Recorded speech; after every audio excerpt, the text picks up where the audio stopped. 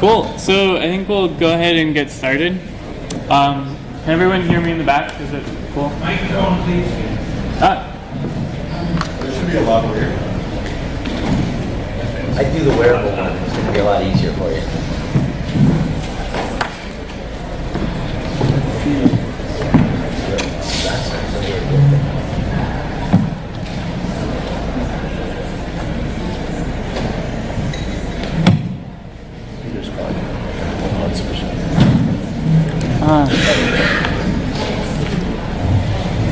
Cool. Is that good? Okay. Great.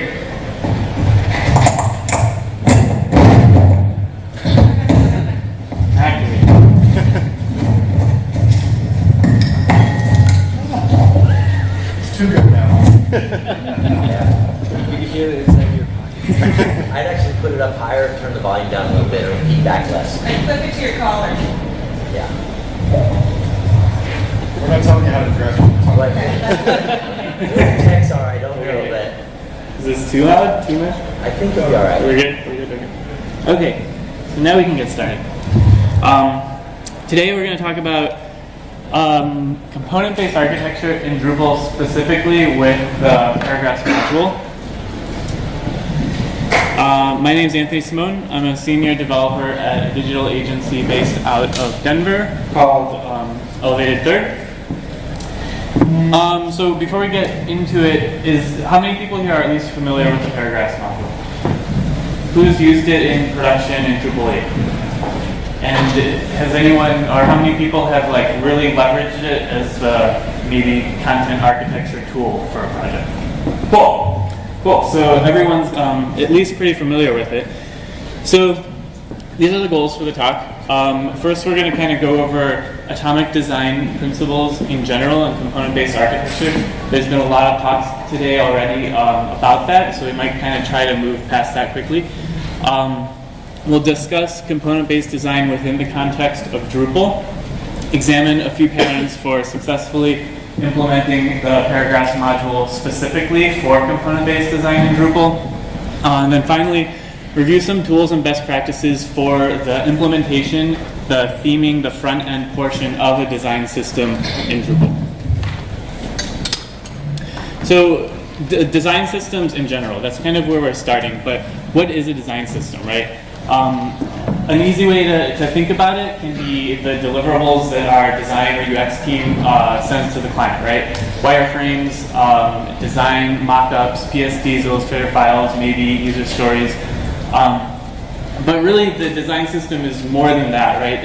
It starts with the UX, UI intention, the user experience, travels through into what that looks like with wires or designs, and then eventually out into the application, right? Your project, how a user actually interacts with the project. So the design system is kind of the entire presentation of your web project.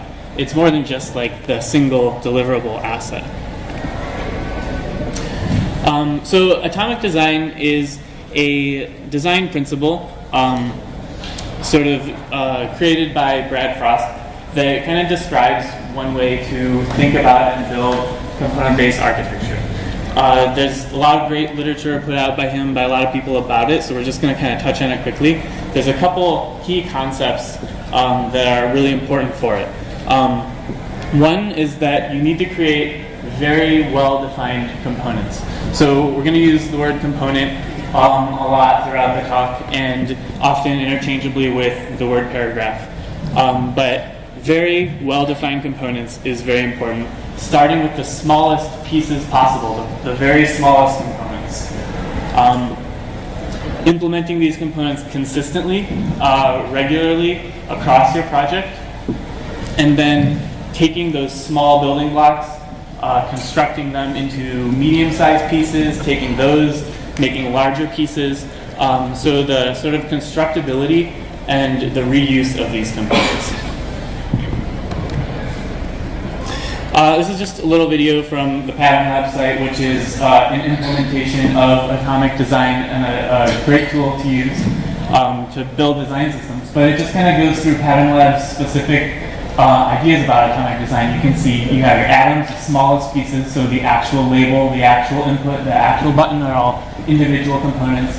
It goes together to make your form. You can put that form inside a header, and then you have your layout, you have your page, right? So you can see the important thing here is that we're defining each of the smallest possible things. Your individual input, your button, and your label are all different components. So this idea of atomic design and component-based design, it's not, there are some things in Drupal right now and in Drupal 7 that use this pattern, right? Specifically entities and view modes. Entities are like the basis of all content architecture within Drupal, right? And they have been for a really long time. But an entity is a collection of fields, right? And then a view mode is a presentation of those fields. So that's a definition of a component. You can have a lot of different view modes of an entity that might handle the presentation of those fields in a different way, but the same way every time you use that view mode. Fields and field formatters are pretty similar. You have a field that has a type and it collects data, and then you can present that data in a handful of different ways defined by the field formatter. And then the paragraphs module, which is, we're going to talk a lot more detail about in a little bit, but essentially another way to handle custom entities in a modular pattern within Drupal. So when you're thinking about implementing a design system, you have like a set of items you need to go through. Initially, you have your intention, right? You have what are the goals of this project? What are the goals of the design system, the user interaction, the user flows? What does the design and the UX team want to accomplish, right? The intention of your design system. And this usually translates into your deliverables, maybe, the deliverable assets to the client, user stories, wireframes, designs. And then the next step, you have to take those intentions, those ideas, and turn them into some kind of structure, right? Some kind of foundation that you can use in your application, in our case, in Drupal, that's going to allow you to act on those intentions. So the content architecture, the data architecture, the site building in Drupal, that's sort of the middle stage. And then you need to execute on the design system, which essentially means, bringing it to life, the theming, the implementation, the presentation, making it look and behave and interact in the way that it was originally intended to by the wires and the designs. So these kind of 3 steps you sort of have to go through regardless of the size of the project. It's just kind of the process. And thinking about it this way, the data architecture, that middle step, is sort of the glue that holds the ideas, the concepts, the mock-ups together with the actual final build and implementation of a project.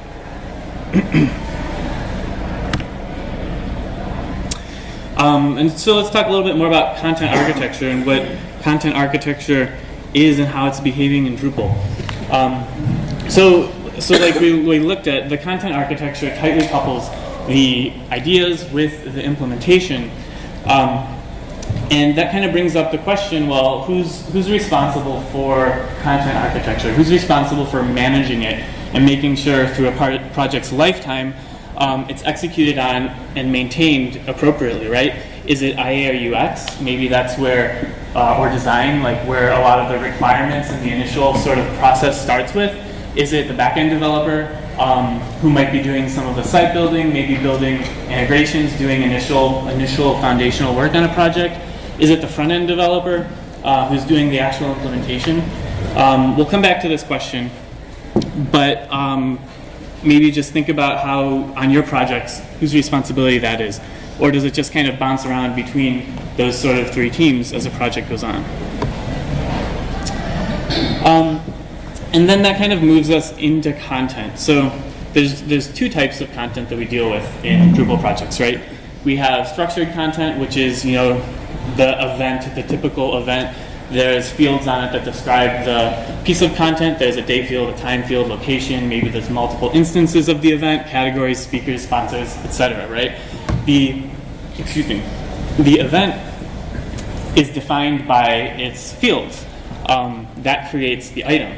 And then you have unstructured content, which the content isn't really modeling anything, right? The old school style might be just a big old WYSIWYG on a page, sort of a free-for-all, put whatever you want in it, add markup, add classes, build out layouts, and just go to town. Though that's kind of, now that we have a lot more tools, that approach isn't really okay anymore. It's not accessible to an end user, a client, a non-technical admin, which probably most of our content admins on any of our projects are on the non-technical side. And it's like prone to error, it's just horrible, right? It's bad. So we have the idea of unstructured content, which really is just called unstructured because it doesn't model anything, right? It's a little bit of a misnomer because to build some kind of system around creating and maintaining unstructured content, you really need a lot of structure, right? Especially in a CMS and in a tool like Drupal, you need a lot of data modeling around that so your content admin can go in and build complex pieces, complex like assemblies of all of these atomic components in a very easy and non-technical way. So before we get into the paragraphs module, we'll talk a little bit abstractly about what's required for implementing component-based design in Drupal specifically. So one, structure, right? You need to be able to have a system that handles structure very well. Like that was one of the kind of important principles of atomic design. You have to have well-structured and well-defined components. And like we already said, structure is handled really well in Drupal with things like entities and fields. That's all already there for us. The unstructured content is a little bit like left to your own devices. Drupal doesn't really have many opinions about that, which arguably probably is a good thing, but you have a whole lot of tools available, right? You have things like field groups, field collections, paragraphs, panels, custom entities, inline entity forms, custom blocks, the new layout stuff that's coming in Drupal 8, and more than likely the solution that you might pick is mix and matching some or all of those tools into some sort of like large creation, right? Maybe it works really well, maybe like 6 months down the road, you're like, I can't even remember how to add this piece of content on this page because there's so many weird relationships. But component-based design requires defined structure, and that's where the paragraphs module comes in. So we'll talk a little bit more shortly about exactly how the paragraphs module really lets us create structure that's kind of easy to maintain. But the second requirement is controllable markup, right? As a front-end developer, you really want to be able to control your markup all the time, right? Easy access to override templates, easy access to the data that's in those templates. Patterns need to be consistent and easily repeatable, which means you need to be able to explicitly say what these patterns are, describe them how you want to. And Drupal 8 lets us do that a lot easier than Drupal 7 did. Just one point that will make that easier all the time is whenever possible, render view modes of content. Like always, always, always, pretty much always. That can go for your paragraph bundles, any of your node content types. Rendering, like in Drupal, the view mode of an entity is in essence a component. So if you're always rendering view modes of entities, you're always going to have easy access to data, relatively, and easy control over templates.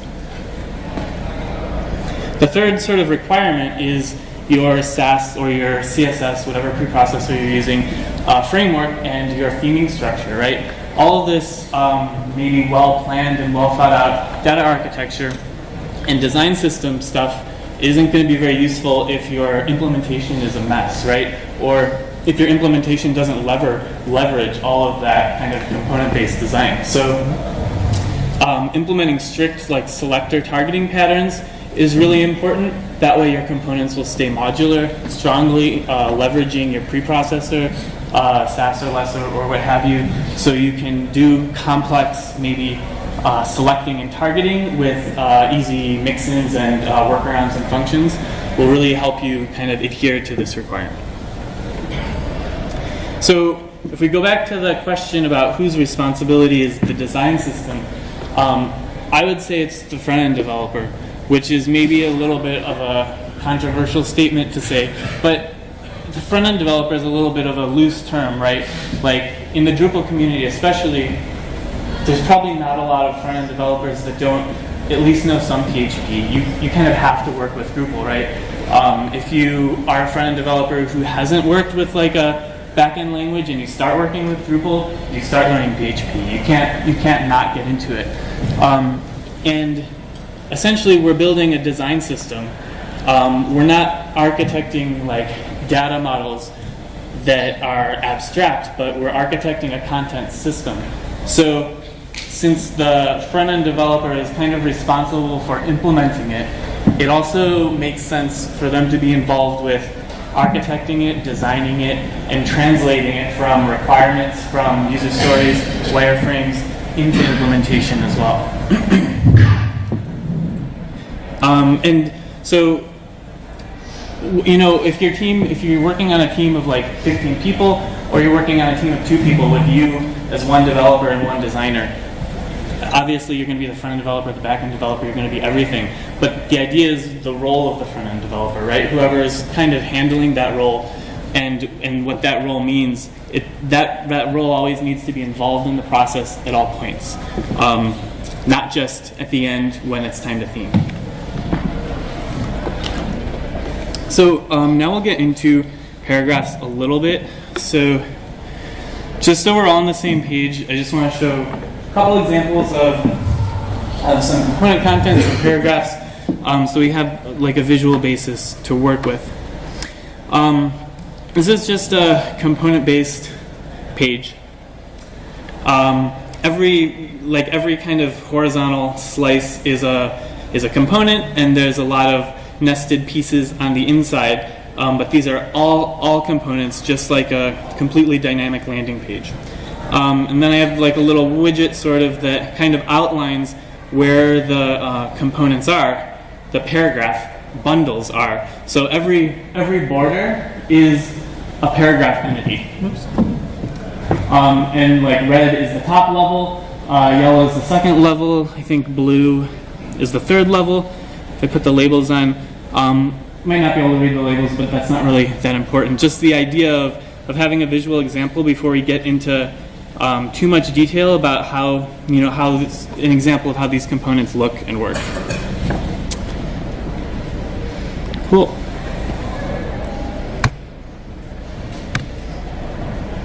So the paragraphs module, just so again we're all on the same page, it's essentially a wrapper around a custom entity. So you have a custom entity that you can create arbitrary bundles that just let you field them and then place them anywhere in the site. So it's not too different from just your content types, your node types. You field them and then you can implement them in a handful of different ways. So it's really a very simple tool with a lot of kind of stuff around that makes the implementation of them a lot more straightforward than if you just created a custom entity on your own. It's very open-ended. So because there's really no rules about using this module, it's very flexible, but it means you really have to consider your implementation. You have an opportunity to create a very well-structured design system, a well-structured content architecture that's going to be able to model what you want to present and display on your Drupal site, but you also have the opportunity to create something enormous and complicated and not straightforward and very difficult to manage, right? So like you have the power and the responsibility to create something very clean or something incredibly messy. And that's not just like a light thing to say, but I guess my maybe whole point of the talk is that that's a hard thing to do. Like coming up with a content architecture structure within Drupal to successfully model a design system is very difficult. And Paragraphs is a good tool that you can use to do this, but still creating that framework for yourself that you're going to use in your project is very challenging. So you have to create your framework, right? You have to do a little bit of planning before you start working. And a lot of these things are going to be some patterns that have worked well for me and for our company. It's not like this is the only way to do this, right? But we've iterated over many, many times, and these sorts of patterns have been helpful for us to maintain a project, extend, and continue future work on existing projects. And it's really some of these ideas are probably useful, and maybe the execution of them could look a little different, from team to team. So again, I've said this a lot, but a design system requires well-defined components, right? So when we're creating our paragraph components, we really want to be clear about the intention or the responsibility of a single component. And I know the word intention is a little bit like soft and like foo-foo, but like I'm using it purposely because the idea of using the intention of what a component should do lets you then like model that intention. And so you're not creating like a two-column component. You might create like a content bar that can handle content, and then whether it has 2 columns or in the future it has 3 columns or 4 columns or whatever, the changing requirements aren't changing what the component is. It's a thing that allows you to handle a horizontal representation of content in like a very simple manner. Because those definitions then help you determine when you have new feature requests, am I building a new component? Am I extending an existing component? What does this look like in terms of the components that I already have designed? How does this fit into my own architecture? So you have to make your own rules, and then you have to follow them. So I generally would recommend creating some type of bundle hierarchy and naming paragraph bundles according to that. So there's no, like paragraphs module right now doesn't really have the idea of paragraph types. You just make your own bundles. So a really kind of easy way to do that is to use sort of keywords that group your paragraphs. A lot of common ones that we've used in the past are things like simple, compound, layout, slideshow, summary, header banner, single, reference, like things like that that are maybe groupings of behaviors. And then you kind of create a role for what that behavior looks like, and then you can have a clean organization for all of your components. And this goes in the label. It would say name your paragraph like simple content, and it should also go in the machine name. It just has ended up being a really clean and helpful way as you move forward with a project, and if someone else comes on a project at any point in the future after it's been pretty well established. So for like these 3 examples, simple might be something that is just a lightweight group of fields. It doesn't have a lot of opinions about how it's used or about layout.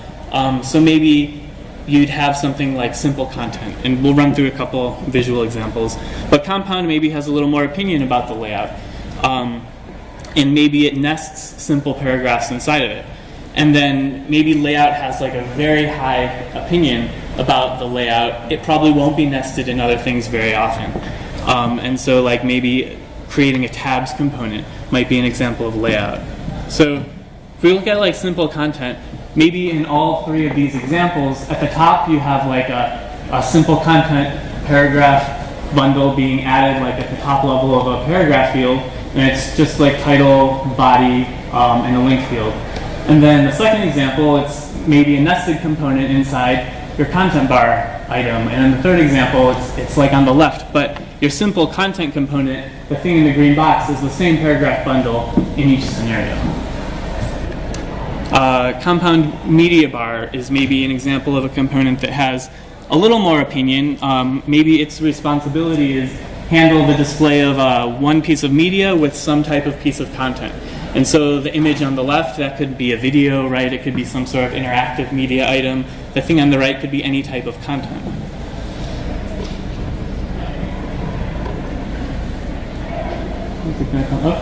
Okay. And then the layout tabs is going to be maybe something pretty complicated, right? So this whole sort of tabs representation can be handled by a component, but this is very complex. It has a lot of functionality behind it, right? So it has the word layout. whatever your like prefix grouping words are for your project, it's going to depend on a lot of things, like how many components you're going to have. Is it going to be like 50? Is it going to be 300? How much granularity do you need? What are they going to look like, right? And so that can vary from project to project. But that's really getting at the root that naming is really important, because we're creating a taxonomy to talk about this design system, right? This isn't just for developers, for like you, if you're the front-end developer talking to your back-end developer or vice versa. It's a taxonomy to talk about these components with design, with the UI team, with the account team, with the client, right? So everyone's going to be using these terms. So it's definitely more than just like a development pattern. So just like we're trying to implement patterns with our components, we want to use patterns with our naming, right? So those grouping terms are describing patterns. You probably want to like leverage other terms that might be used a lot, like card, bar, callout, content, teaser, whatever terms are appropriate, but use those, you know, in the same way across your design system. So whatever you call a card, right, use consistently throughout all of your components anytime you use the word card. And then again, naming on intention rather than exact functionality. So something like content bar or media bar might describe what the purpose of the component is, versus something like 2-column, 2/3 width, no header, or something, right? That's describing exactly what's happening, and as soon as a requirement changes, that name, that machine name, it's not relevant anymore. And that's when things start to get messy with a long-term project or a project that needs to be maintained over a significant amount of time. So when you're actually building your paragraphs, you have there's two pieces to the puzzle, sort of, so to speak. You have your bundles, which is what we've mostly been talking about so far, right? Your groupings of fields, the actual visual things you're looking at, and then you have your implementation, which is the paragraphs fields. So on our landing page that we looked at, you would have a field on your landing page, maybe called field P content, and that can hold all of your paragraph bundles, right? So the field is the implementation. It has the delta, right? The number of paragraph components. It has the types of bundles that are going to be allowed in that field. It can handle your functionality. So maybe your component is a slider. The field that holds the slides is probably going to be involved with your whatever script or library you're using to handle your slider, right? So the paragraph field is the implementation.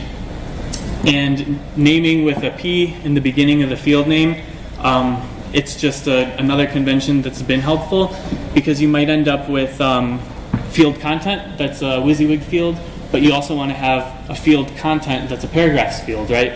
Or link fields, etc. So it's just a nice, clean way. You always know when a field is a paragraphs field when you're working in your template.php file, your theme file, what have you.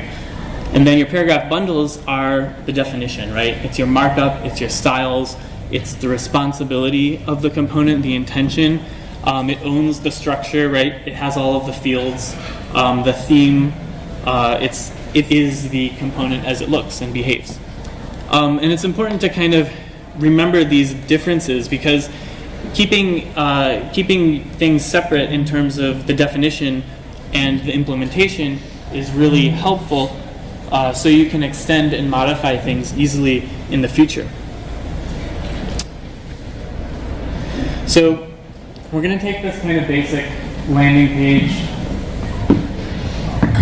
and kind of go through it, what it looks like in terms of the paragraph bundles and paragraph fields. So it's pretty simple. It's pretty basic, right? We've talked about the idea of a simple content component. So this red box at the top is just a simple content. Maybe it's title, body, link, but there's no title or link, right? That's our simple content paragraph.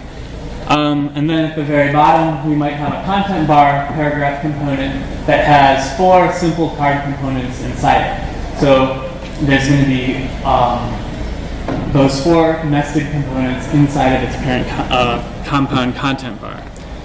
And then in the middle, a little more complicated, maybe we have a media bar, and then we have the 2 components, the image on the left and the content on the right, nested inside that media bar.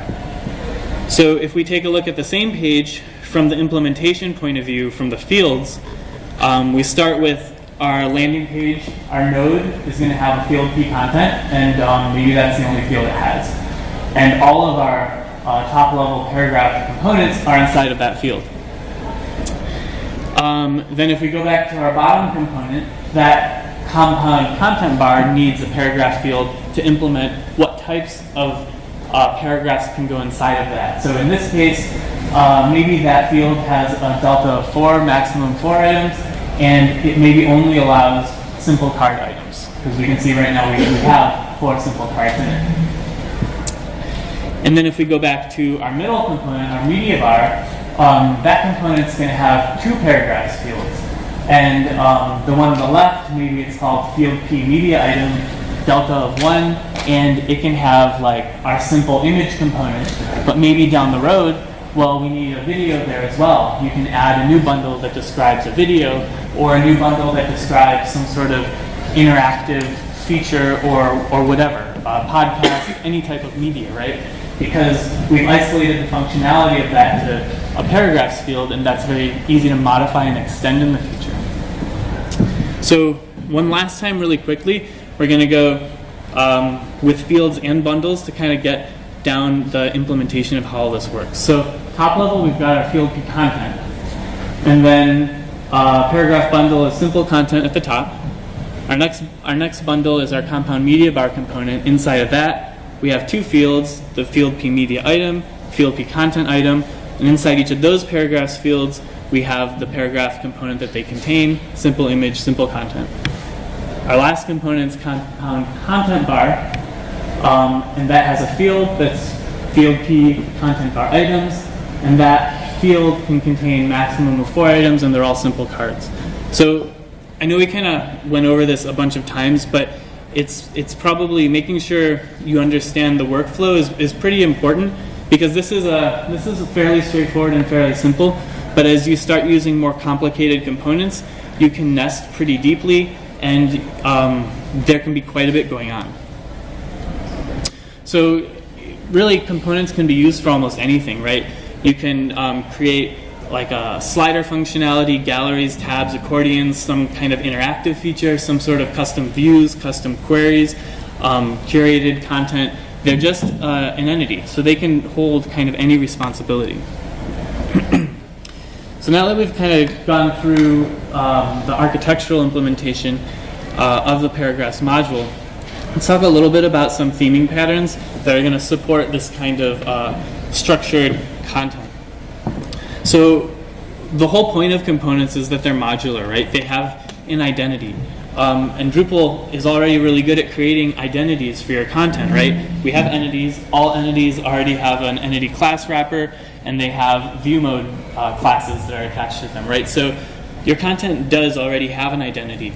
And isolating your theming to that identity is very helpful, because when it comes to your components, that's the top level wrapper for your component. So paragraph type simple content, or paragraph type compound media bar. That is the wrapper that you should target with your theming to ensure all of your styles and your functionality are within the context of just that component. Components are self-contained, so if you set some like strict patterns about theming, targeting that component wrapper, then it doesn't matter how you implement your components, they're going to behave the same, right? Whether it's placed on, like our landing page, placed on a node, a field on a node, or whether it's placed within a block and the block is placed contextually, right? It doesn't matter, because your theming, everything is only within the context of that component. So you can put it wherever you want, and you're going to be really confident about how it's going to show up, how it's going to behave, and what it's going to do. The paragraphs previewer module is a nice tool to kind of use to also isolate your component's context. Just really quick, I've got a project pulled up, and it just adds this little magnifying glass thing that pulls up your component only with the markup of that component and everything else inside it, right? So we have our simple content component, we've got our content bar, And if you're going through theming and you check out some of your components with this context and they look broken or something's wrong, and they're not looking how they look when you actually go to the front end of the site, then there's probably an issue with how you're targeting, right? You might be depending on maybe a wrapper at the node level to do contextual theming when it's really not something that is contextually dependent, for example. So it's just a good tool to use, and it's also a great tool for content admins to help them out with some of the more complex components that you might be building. So, like I said, you want to isolate your theming to your component wrappers pretty much all the time. So this forces you really to think, where is the responsibility for this style coming from, right? So we have our paragraph type bundle name wrapper, and pretty much all styles for that paragraph should go inside that wrapper. So if there's something that you're trying to do that needs to go outside of that wrapper, maybe you should think, where's the responsibility come from? Is it coming from this component, or is it coming from maybe a relationship with another component, or a relationship with the context of the page it's placed on, or how it's implemented? And that way you can really place all of your styles where the source of the style is coming from. So we'll go through a few different specific examples in terms of theming that are just some patterns that come up a lot. So you might start with some base styles. If we're looking at our layout or our landing page, you have field P content. Maybe every paragraph has some margin between it, and you can take advantage of collapsing margins, and that's great. But maybe then you need to implement a paragraph with a background color. So for that single paragraph, you can take advantage of the ampersands in SASS, and you could remove the margin on that parent component, add padding to a child wrapper, add background color, and do all of that theme, those theme styles that are related to that feature within that wrapper, within your paragraph bundle type wrapper. It makes it really easy to come back to extend in the future because that's where everything's located.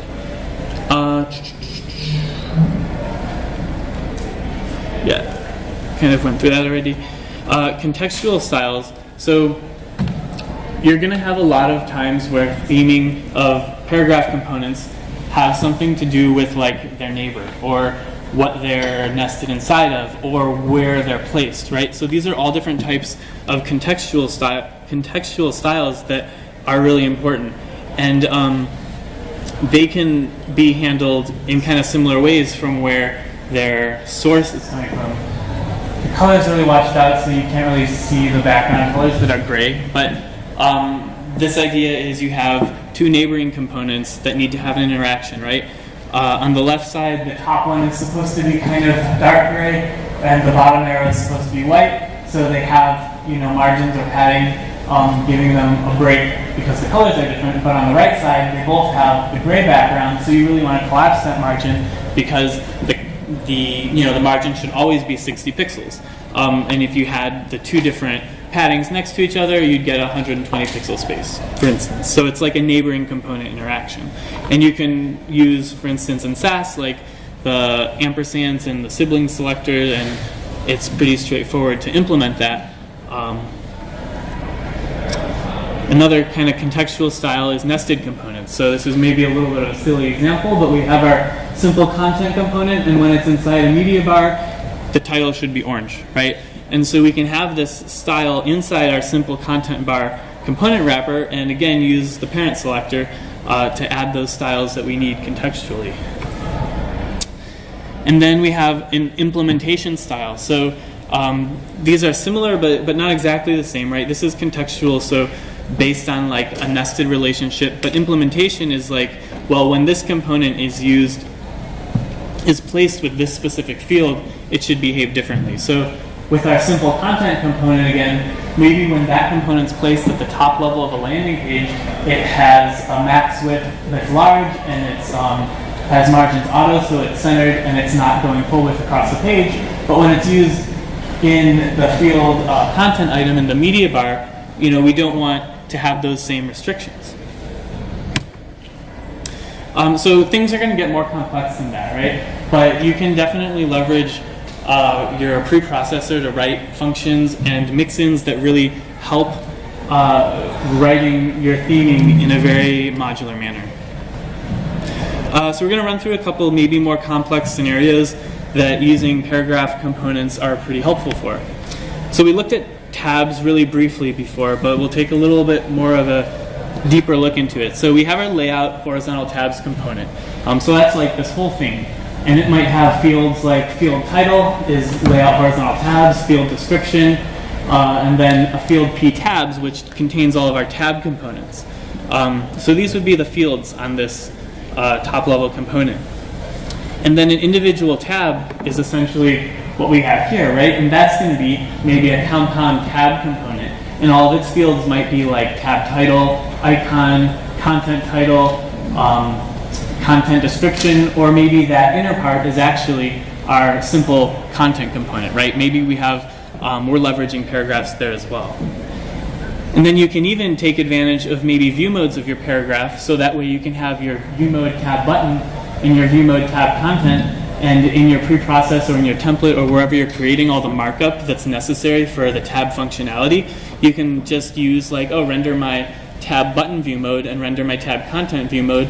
Then if you're using the UI to place fields in different places, that's just going to place those new fields wherever they need to be.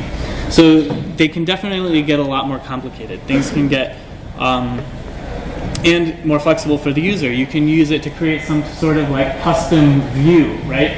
Maybe you field your component to have, take things like, give me the number of blog items you want, give me the category you want, and tags. And if you want to pick any explicit items, select that reference here. And then the result is going to be sort of a custom view. So maybe you picked one blog item and then you want to fill the remaining 2 spots with the most recent blogs tagged with cooking. Then that's what you'll get as a result, and it can give your content admin an incredibly flexible way to place dynamic content, which otherwise was a pretty hard problem to solve in Drupal. You can create like a super link field. So instead of using field p link or field link, maybe you create field p link, and then you can do things like have a normal link and a file download link on the same field, maybe even a video modal. You can have all of these different types of functionality that would otherwise be a little bit difficult to do with the same single field in Drupal. You can have something like this interactive component, right? There's content on the front and the back. And then you can maybe just leverage paragraph fields to have what the content is on the front and the back be sort of choosable and dynamic based on that field. So the full width background image versus the copy, that's all handled in the nested component that you're placing. And then so say that image needs to change to a background video sometimes, you can just add a new component, let that component be selectable as the front of the flip card, right? So it's easy to extend. We're adding a new component with fields and definitions in and of itself. So we're kind of running out of time, so I just want to quickly make a note about nested paragraphs, right? You can see if you use some of these things or a handful of them together, you can get deeply nested in the paragraph like whole. So it's not bad to nest paragraphs, and I don't think it's bad to nest them deeply, but you have to have a very good reason to, especially when you're going like 4 deep or more. But if you look at the idea of the layout tabs, right, that requires a certain amount of nesting, and then maybe you have a slideshow inside of that, and one of the items in the slideshow has one of those flexible link fields, right? You're getting deep, but each of those have an intention for why you're going there. And you have to balance flexibility versus like admin usability and the requirements, right? So there's not always a single solution. But building in this way, thinking in this way gives very readable, extendable, and modular projects, right? The biggest, I think most important thing about this sort of architecture is it's very easy to maintain, it's very easy to extend and to build new features within a project 6 months, 12 months, however long afterwards, because of how isolated all of the styles and the architecture and the functionality is. Thanks. Here's a link to slides and my email, and if anyone has any questions, we have like a couple minutes, but not much time. Yeah.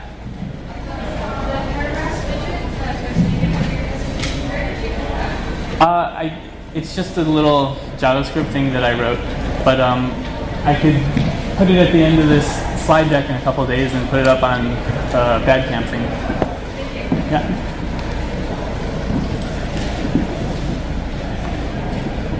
Yep.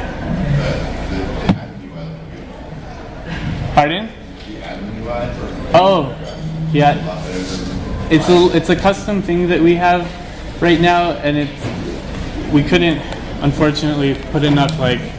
It's not something that we would have been able to contribute, but yeah, it's just our custom admin theme for paragraphs.